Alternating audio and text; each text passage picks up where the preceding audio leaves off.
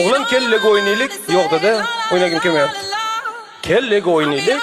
Yo'q dedi, o'ynagim kelmayapti. Kel dedim senga. Xo'p.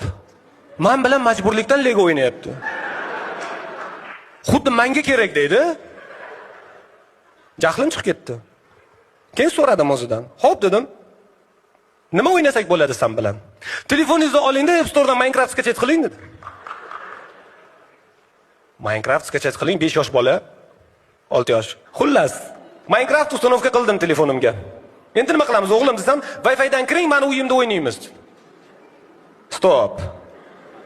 Xo'p, Wi-Fi dan kirdim. Rostdan ana uyiga taklif qildi. Telefondagi uyiga kirdim. Uchidash uy qurilgan.